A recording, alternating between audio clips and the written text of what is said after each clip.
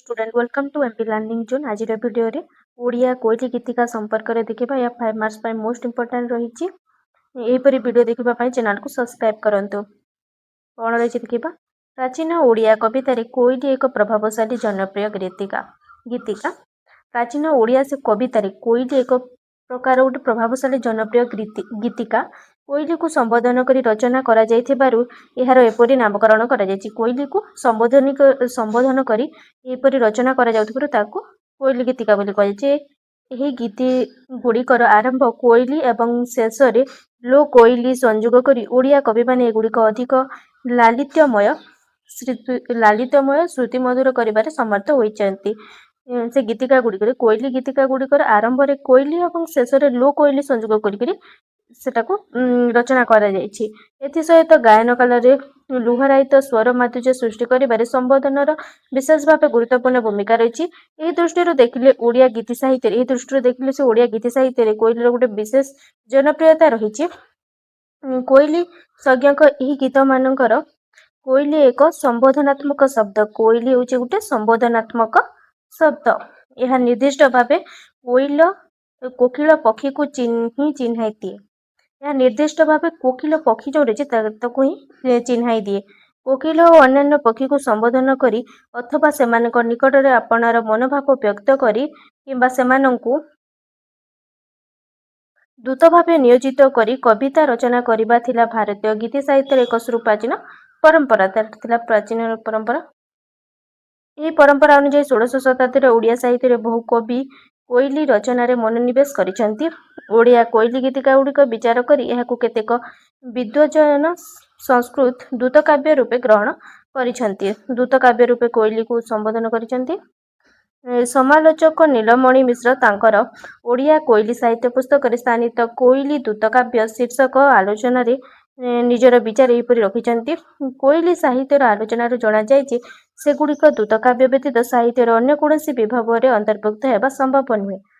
कहिसंती जे कोइली साहित्यटा आलोचना रे जणा जायति जे सेगुड़िक दूत काव्य व्यतीत अन्य कोनोसी साहित्यर अन्य कोनोसी विभाग रे अंतर्भुक्त हेबा संभव नुहे। कारण दूत काव्य गुड़िक साधारणतः खंड काव्य होइतांती। दूत काव्य गुड़िक साधारणतः खंड काव्य होइतांती। ओडिया साहित्य रे गीत काव्य बा गीति काव्य धारा रे मिलुथिबा कोइली गुड़िक खंड काव्य एवं मेघदूत और अवधूत आदि काव्य रे वर्णित दैत्यवृत्ति मध्य एथिरे वर्णित होई अछि बोली कहिसंती नीलमणि मिश्र। ए सब रहिछि, ए सब नोट कर नबो। 5 मार्क्स पे इंपोर्टेंट रहिछि ए सब।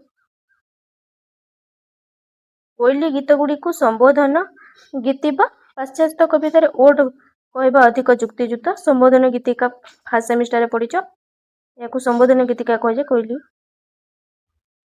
ओडिया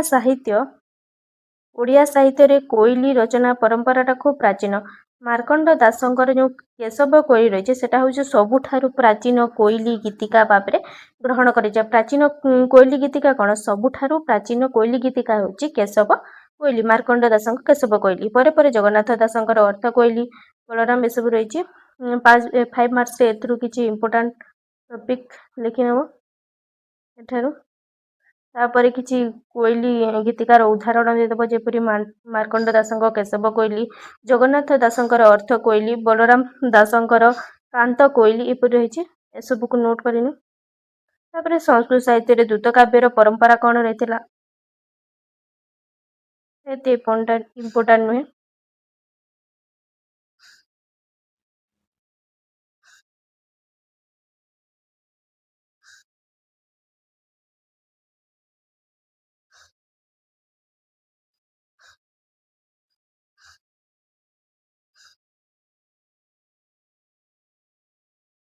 तापरे कोइली रो प्रकार भेद। कोइली ओडिया कोइली दुई भाग रे विभक्त, पौराणिक और तात्विक। मने रखे तो एतिକି न एथरे इंपोर्टेंट रहिछि।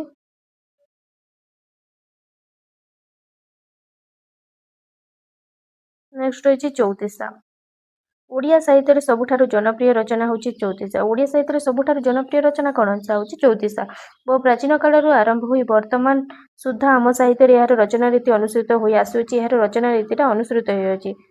चौतीसा रे संस्कृत शब्द चतुः त्रिसात रु चतुर्तीसा एवं शेष रे चौतीसा शब्दटी सृष्टि होइछि। चौतीसा संस्कृत के शब्द सृष्टि होइछि। या 1 मार्क इंपोर्टेंट होइछि। चतुःत्रिशत् शब्द 34 आउ शेष होइछि चौतीसा शब्द।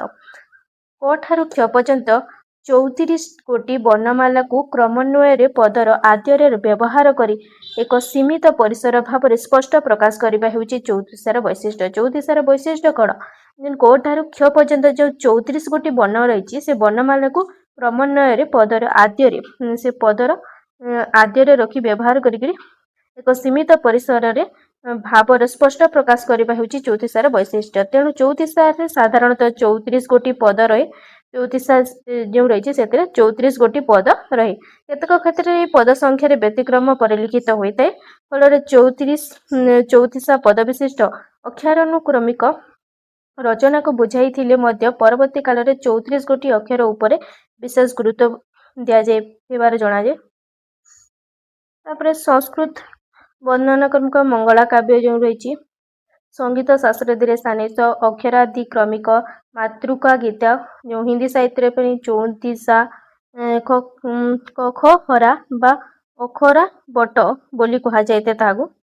बंग भाषा यह स्तुति नाम परिचित। 34 बंग कवि द्विज माधवंक रचित मंगलचंडी 34 प्राचीनतम निदर्शन। 34 प्राचीनतम निदर्शन कौन मंगलचंडी होची सब रही नोट कर। ओडिया 34 विकास सारा किपरि सृष्टि होईची। प्राचीनतम 34 होची बसरा दासंक कलाश 34 ये सब को नोट करिनी।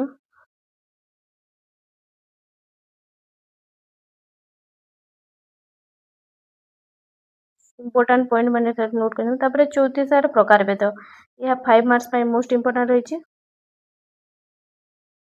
5 मार्क्स पाई मोस्ट इंपोर्टेंट रही 34 प्रकार भेद नामकरण भित्तिक 34 रही। ये सब को नोट करने एथिरु 5टी नोट कर पारिबो बस 10टी रही नोट कर पारिबो। तापर विषय भित्तिक 34 या 2 मार्क्स पाई मोस्ट इंपोर्टेंट रही। भक्तिमूलक 34 प्रीतिमूलक 34 ये सब को नोट कर नब।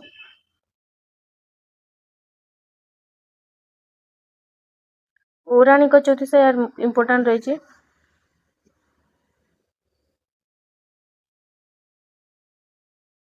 तापर 34 रचना रीति तार गठन रीति कौन रही 5 मार्क्स इंपोर्टेंट या नोट कर नब।